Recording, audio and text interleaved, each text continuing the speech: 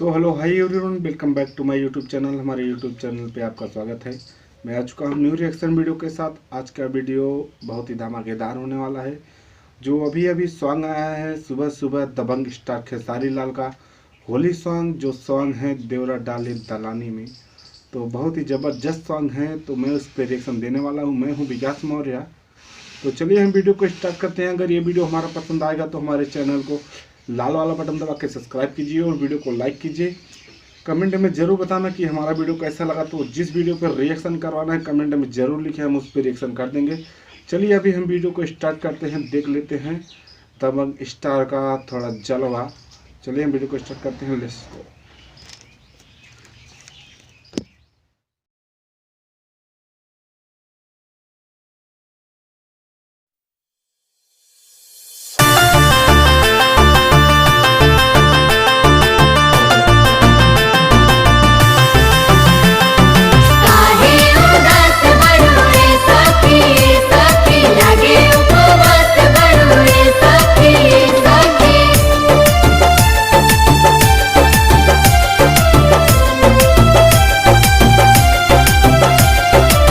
होली के दुखवा कैसे बताई, देहिया में होता बटवाराजी, बहरी जाई कि भीतरी लुकाई, केनियो न होता गुजाराजी।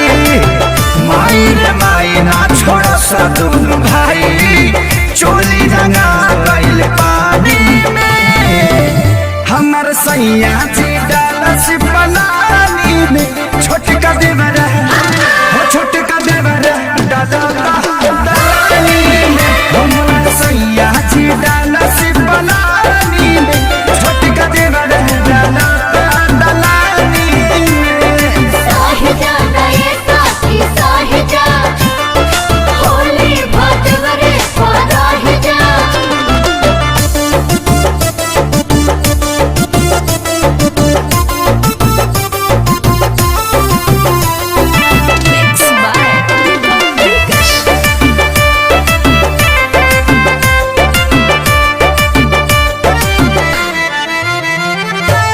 दहिया मर गईनी, रंगवा से भर गईनी, डबल मरद के फेरा में पड़ गईनी।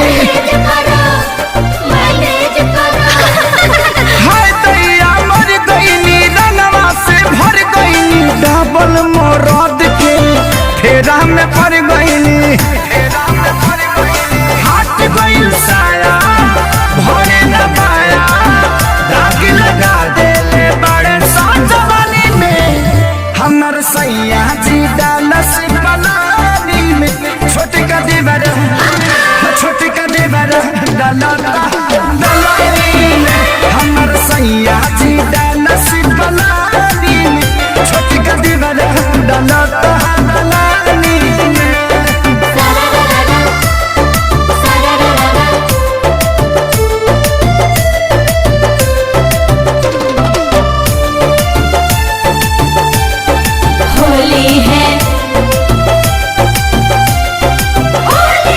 एगो डाले आगे हाँ एगो डाले पाछे, कौनो जगह ही हमर खाली न बाचे।